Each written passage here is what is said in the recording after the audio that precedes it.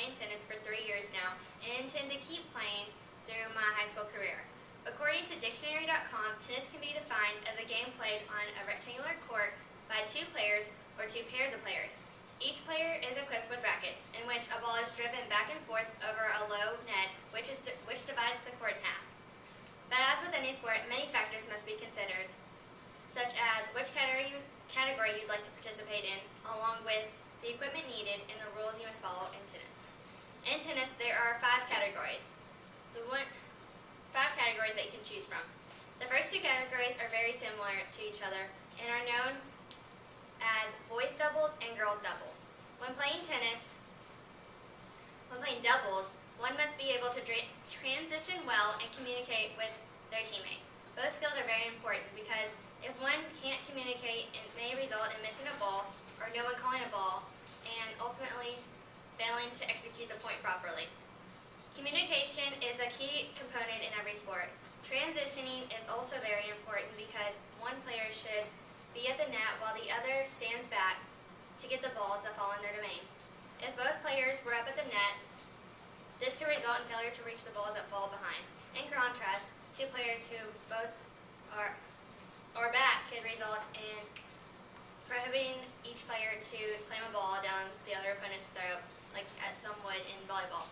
The next 2 categories are also similar and are known as boys and girls singles.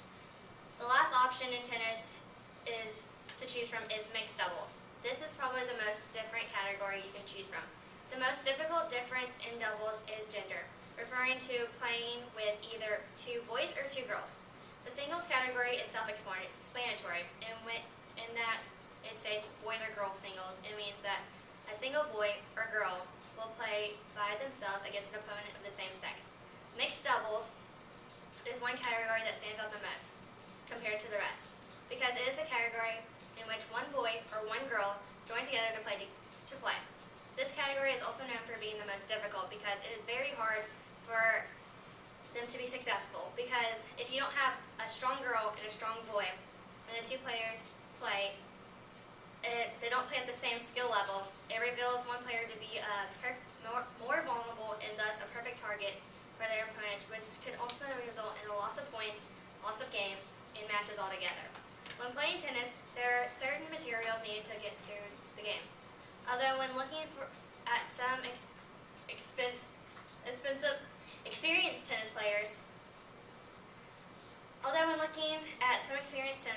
much of the equipment they have are more accessories rather than necessities.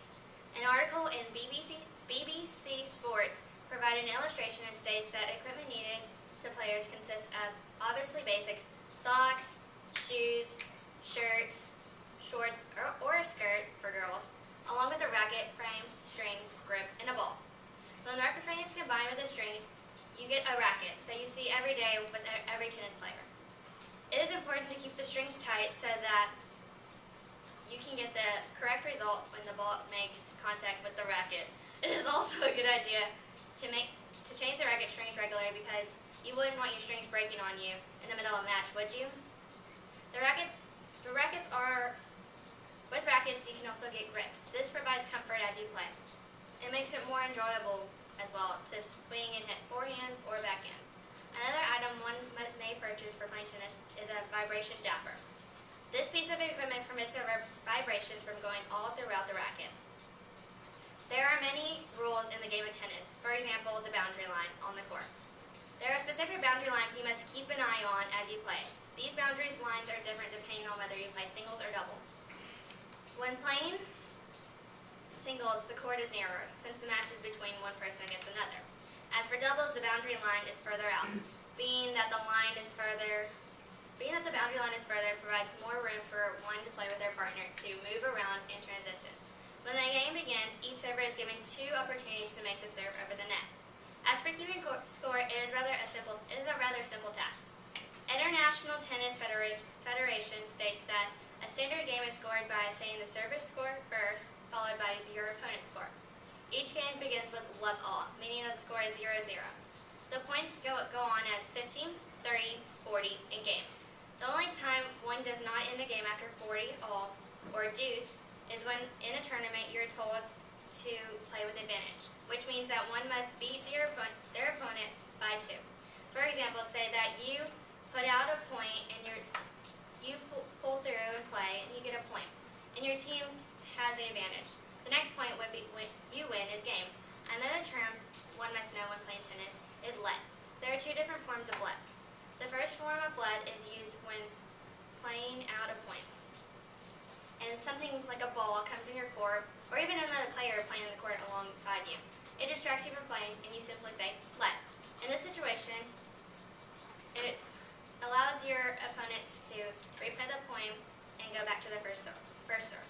Another form of lead is when your opponent is serving, and the ball skids over the net, barely making it over, and it's almost impossible for you to get it.